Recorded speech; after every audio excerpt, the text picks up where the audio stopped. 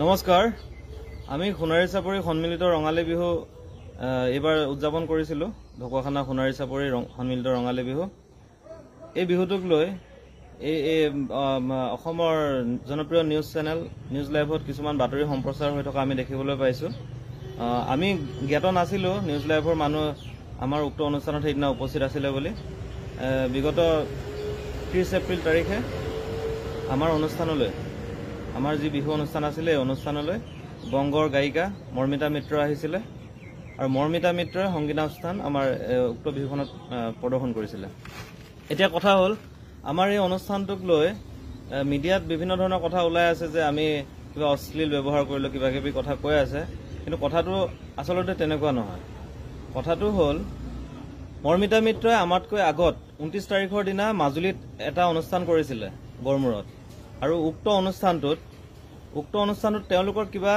টকা পইচাক লৈ কিবা এটা বিসংগতি হৈছিল মানে কৈছিল যে মৰ্মিতা মিত্ৰৰ যিজন মেনেজাৰ জুন দাস তেখেতে আমাক ফোন কৰি জনাইছিল যে তাত টকা পইচা দিয়া হোৱা নাই গতিকে 30 তাৰিখৰ দুপৰীয়া 3 মান বজাত তেখেতে আমালৈ ফোন কৰিছিল ফোন কৰি পিনি কৈছে যে আমি মৰ্মিতা মিত্ৰক দিবলগীয়া সমুদায় ধন এই 3 বজাৰ ভিতৰতে দিব লাগিব অন্যথা মৰ্মিতা মিত্ৰই আৰু তেখেতৰ স্বামীয়ে যি মানে প্ৰগ্ৰামৰ যি আনুষংগিক যি সা সৰঞ্জাম আছে প্ৰথম আহিবলগীয়া সাউণ্ডৰ কথা কৈছো এইখিনি আহিব নিদো বুলি কৈছে গড়মূৰতে তেওঁলোকে আবদ্ধ কৰি ৰাখিছে আৰু যদিহে আমি টকা দিওঁ তেতিয়াহে সাউণ্ডৰ বস্তু আহিব লগতে মৰ্মিতা মিত্ৰ সন্ধিয়ালৈ আহিব তেনেদৰে কোৱাত আমাৰ কমিটিৰ ফালৰ পৰা আমি জনালো যে আমাৰটো যিহেতু আমি এগ্ৰিমেণ্টত আমি তেখেতৰ লগত আমি চুক্তিবদ্ধ যিহেতু হৈ আছো গতিকে চুক্তি অনুযায়ীহে আমি টকাটো তেখেতক দিব পাৰিম মই কলো যে আৰু আমাৰ কমিটিয়ে ক'লে যে আমি সন্ধিয়া 7:30-8টা বজাত টকাটো দিব পাৰিম তেতিয়া তেওঁলোকে ক'লে যে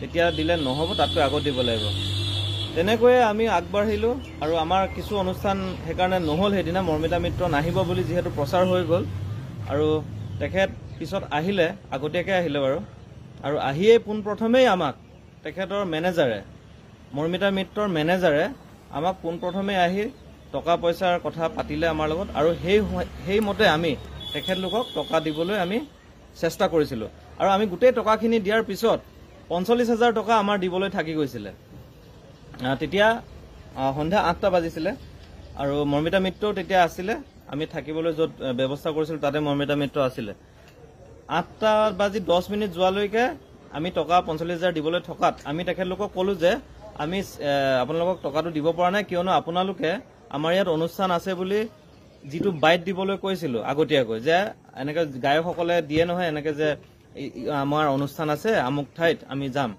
এনেধৰণৰ বাইট এটা নিদিয়াৰ ফলত আমি জনালো যে আমি যি মানে আমি সংগ্ৰহ কৰিব লাগে টকা পইচা অনুষ্ঠান কৰিবৰ কাৰণে এই টকা পইচাখিনি আমি পোৱা নাছিলো এটা কাৰণে মৰ্মিতা মিত্ৰ আহিব নে নাহিব এই কথাটো স্পষ্ট হোৱা নাছিলে গতিকে আমাৰ কমিটি মানুহখিনিয়ে তেওঁক বাৰে বাৰে অনুৰোধ কৰাৰ পিছতো তেওঁলোকে বাইট নিদিলে তেওঁলোকৰ এটাই কথা যে সমুদায় ধন আদায় দিয়াৰ পিছতহে তেওঁলোকে ক'ব যে আমি সেই অনুষ্ঠানলৈ যাব পাৰিম কোনোবা আশ্চৰ্য বৰপাত্ৰৰ অনুষ্ঠান এটাৰ গইনালৈ তেওঁলোকে আমাক তেনেধৰণে কথা কিছুমান ক'লে তেনেকৈ আমি তেখেতক ক'লো যে 45,000 টকাটো আমি এতিয়া আপোনাক সেইকাৰণে তুলি দিব পৰা নাই আপোনালোকে আমাৰ পৰা এখন চেক লৈ যাওক দৰকাৰ হ'লে আমি 3খন চেক প্ৰদান কৰিম মেনেজাৰে মান্তি হৈ মৰ্মিতা মিত্ৰক সোধে মৰ্মিতা মিত্ৰই আকৌ হাজবেণ্ডলৈ পেলাই দিয়ে তেনেকৈ কথাটো হৈ নুঠিলে তাৰপিছত আমি তুলি মেলি তেখেতক বাকী টকাখিনি আমি তেখেতলোকক আমি দিলো তেখেতলোকক আমি টকাখিনি দিয়াৰ পিছত আকৌ তেখেতলোকৰ আৰম্ভ হ'ল অনুষ্ঠানৰ কথাটো অনুষ্ঠানত তেখেতলোকে গৈ পোনপ্ৰথমে কিবা শকত দুজনীমান বাউন্সাৰ লৈ আহিছে যিটো অসমীয়া যিটো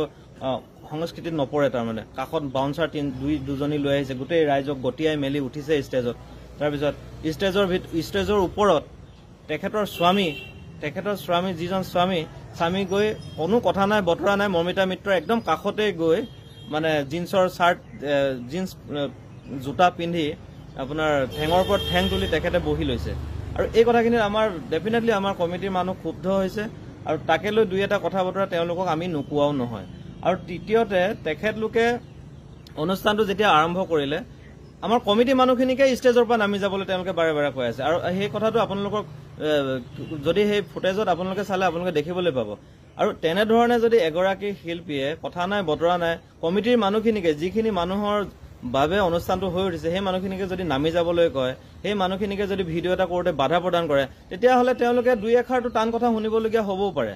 সেই কথাটো আমি অস্বীকাৰ নকৰোঁ। বা মোৰ ফালৰ পৰা মই কৈছিলোঁ সেইদিনা যে আপোনালোকক টকা দি আমি অনুষ্ঠানলৈ মাতিছোঁ, গতিকে আমি ইয়াত ভিডিঅ' কৰিছোঁ, এইটো আমাৰ ব্যক্তিগত কথা, আপোনালোকৰ কথা নহয়। কিবা এটা কথা কোৱাৰ লগে লগে গৈ বাউন্সাৰজনীয়ে গৈ পিনি মৰ্মিতা মিত্ৰক কথাষাৰ কৈ থৈ আহে কাণত। তাই গান গাইছে, আকৌ কথাটো শুনি উল্টা পুল্টা কথা আকৌ আমাৰ মানে কমিটিক গালি পাৰিবলৈ আৰম্ভ কৰিছে। গতিকে কথাখিনি তেনেকুৱা ধৰণৰ। আৰু আটাইতকৈ চূড়ান্ত তেওঁৰ মানে অভদ্ৰামী, গিৰিয়েক আৰু মৰ্মিতা মিত্ৰৰ একদম চূড়ান্ত অভদ্ৰামী কি কৰিছে, আমাৰ যেনেকৈ অনুষ্ঠানটো চলি থকাৰ সময়ত গায়কে যেতিয়া ব্ৰেক লয়, কো ছিংগাৰক যেতিয়া গান গাবলৈ দিয়ে, মৰ্মিতা মিত্ৰই 11:30 বজাত অনুষ্ঠানত উঠি 1:10 অনুষ্ঠানৰ পৰা নামি গুচি গৈছে। আৰু তেওঁ এবাৰো কমিটিক জনোৱা নাই। আৰু আমাৰ মুখ্য উপদেষ্টা আমাৰ পিছফালে আছে হৰেণ দিহিঙা ডাঙৰীয়াই এংকৰৰ দায়িত্ব পালন কৰি আছিলে, অন্ততঃ তেখেতকো এবাৰো নজনালে যে তেখেতে আকৌ এবাৰ যে মঞ্চলৈ নাহে। একদম মানে সেই মোটামুটি 1.5 ঘণ্টামান 2 ঘণ্টা মানে নহ'ল আৰু 1.5 ঘণ্টা 2 ঘণ্টাৰ ভিতৰত অনুষ্ঠানটো কৰি তেখেতে নামি গুচি গ'ল কো ছিংগাৰজনক দায়িত্ব দি। আৰু ইমান এটা অৰাজক পৰিৱেশৰ মাজত কমিটিখনক এৰি থৈ তেওঁ গুচি যাব নালাগে। আচলতে আমি এইটোৱে ক'ব বিচাৰিছোঁ, মৰ্মিতা মিত্ৰই এই মিডিয়াৰ মানুহ লৈ আহি কি কৰিব বিচাৰিছে আমি নাজানো, কিন্তু আমি জ্ঞাতই নহয় যে মিডিয়াৰ মানুহ তাত আছে। গতিকে সম্পূৰ্ণ ফুটেজখিনি যদি চোৱা যায় তেতিয়া গম পাব তাত কি হৈছিলে আচলতে। আৰু আমি আমাৰ সোণাৰী চাপৰি সন্মিলিত ৰঙালী বিহুৰ পৰা এটাই আহ্বান জনাবলৈ বিচাৰিছোঁ, সমূহ অসমৰ যিসকল বিহু অনুষ্ঠিত কৰা সমিতি আছে তেওঁলোকক মানে অনুৰোধ কৰিব বিচাৰিছোঁ যাতে এই মৰ্মিতা মিত্ৰ নামৰ এই বংগৰ যিগৰাকী বেপাৰী গায়িকা, এইগৰাকীক যাতে কোনো কাৰণতে ভৱিষ্যতে অনাগত দিনত যাতে বিহুৰ মঞ্চত গীত পৰিৱেশনৰ কাৰণে আহ্বান নকৰে। যদিহে আমন্ত্ৰণ কৰে আপোনালোকেও কিন্তু ভয়ংকৰ সমস্যাৰ সন্মুখীন হ'ব।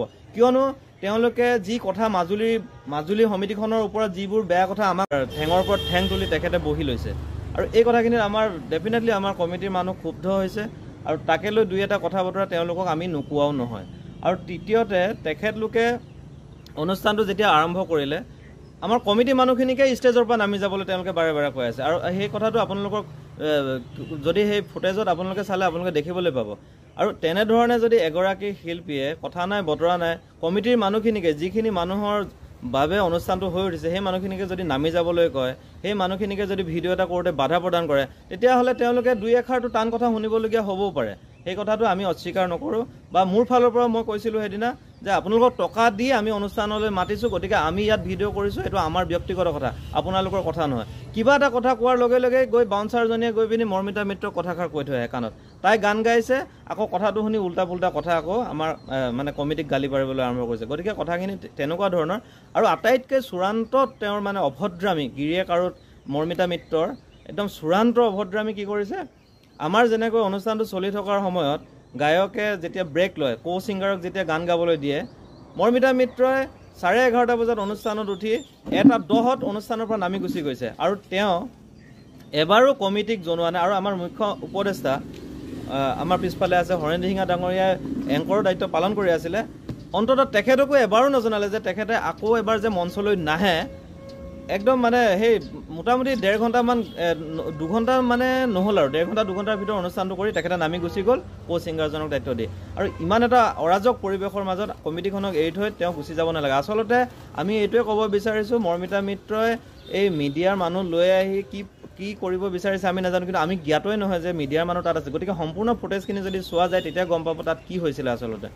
আৰু আমি আমাৰ সোণাৰী চাপৰি সন্মিলিত ৰঙালী বিহুৰ পৰা এটাই আহ্বান জনাবলৈ বিচাৰিছোঁ, সমূহ অসমৰ যিসকল বিহু অনুষ্ঠিত কৰা সমিতি আছে তেওঁলোকক মানে অনুৰোধ কৰিব বিচাৰিছোঁ যাতে এই মৰ্মিতা মিত্ৰ নামৰ এই বংগৰ যিগৰাকী বেপাৰী গায়িকা, এইগৰাকীক যাতে কোনো কাৰণতে ভৱিষ্যতে অনাগত দিনত যাতে বিহুৰ মঞ্চত গীত পৰিৱেশনৰ কাৰণে আহ্বান নকৰে। যদিহে আমন্ত্ৰণ কৰে আপোনালোকেও কিন্তু ভয়ংকৰ সমস্যাৰ সন্মুখীন হ'ব।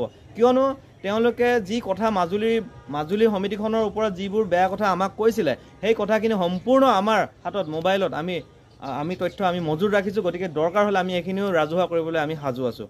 গতিকে মৰ্মিতা মিত্ৰই আৰু তেখেতৰ স্বামীয়ে কেৱল মাত্ৰ অসমীয়া যি সংস্কৃতিক লৈ বেপাৰ কৰিবলৈ অসমলৈ আহিছে, এইটো একদম প্ৰতিষ্ঠা হৈছে সেইদিনা।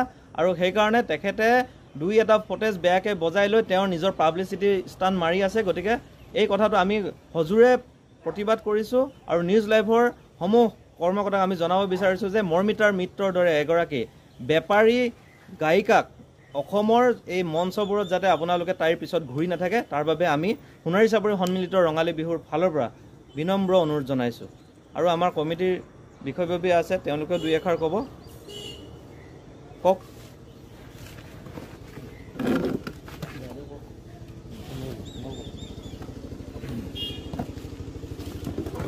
সন্মানীয় অসমবাসী ৰাইজ, সোণাৰী চাপৰি সন্মিলিত ৰঙালী বিহু এইবাৰ আমাৰ তৃতীয় বছৰ। ইয়াৰ আগতেও আমি 2টা বছৰ পাৰ কৰি গ'লোঁ। প্ৰথম বছৰ আমাৰ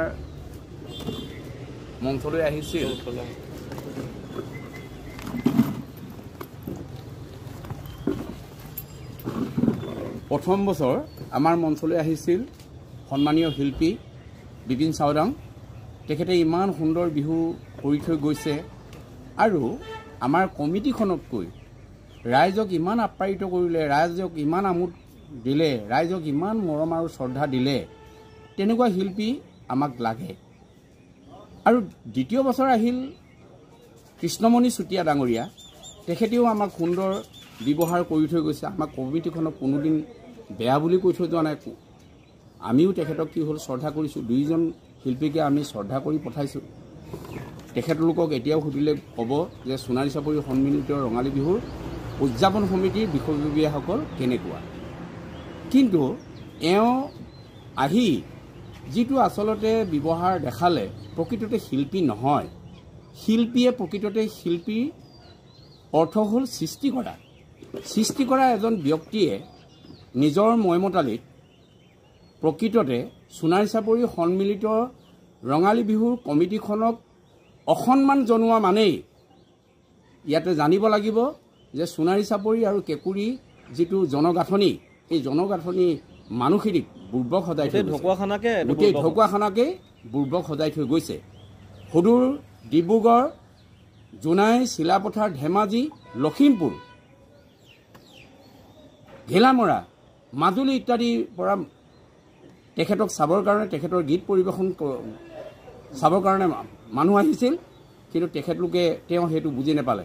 মই এটা কথা ক'ব বিচাৰিছোঁ, লখিমপুৰৰ পৰা এজন বিশেষ যুৱ অৰ্থাৎ ব্যক্তি আহিছিল। তেখেতে নিজৰ হাতেৰে অংকন কৰা এটা ছবি, মমিতাৰ ছবি আৰু এখন ফুলাম গামোচাৰে আদৰণি জনাইছিল। কিন্তু তেওঁ সেই ব্যক্তিজনক এষাৰ কি হ'ল শুভেচ্ছা বাণী নিদিলে। আমাৰ সোণাৰী চাপৰিবাসী বা ঢকুৱাখানাবাসী ৰাইজক এটা শুভেচ্ছা বাণী নিদিলে। যিখন মঞ্চত তেওঁ বিহু কৰি গ'ল, সেই মঞ্চত তেওঁ কমিটিখনক শুভেচ্ছা বাণী নিদিলে। মঞ্চৰ পৰা যেতিয়া ওলাই গৈছে, মই এংকৰ হিচাপেও আছিলোঁ, অথবা কি হ'ল এই কমিটিখনৰ মুখ্য উপদেষ্টা হিচাপে আছিলোঁ। কিবা যদি তেখেতে ভুল পাইছিল, তেওঁ মাইকত ঘোষণা নকৰি মোক প্ৰথমতে ক'ব লাগিছিল, এংকৰক ক'ব লাগিছিল, কাৰণ এংকৰে গোটেই ব্যৱস্থাটো আগবঢ়াই নিয়ে। তেনেধৰণে নকৰি তেওঁ নিজৰ মইমতালিত কমিটিখনকো যাবৰ সময়ত বিদায় নল'লে আৰু ৰাজহুৱাভাৱে ৰাইজকো বিদায় নজনাই তেওঁ মইমতালিভাৱে আমাৰ এই বিহু সন্মিলনৰ পৰা আঁতৰি গুচি গৈছে। সেয়েহে মই অনুৰোধ জনাওঁ, এনেধৰণৰ সস্তীয়া শিল্পী নহয়, এগৰাকী গায়ক অসমৰ কোনো মঞ্চত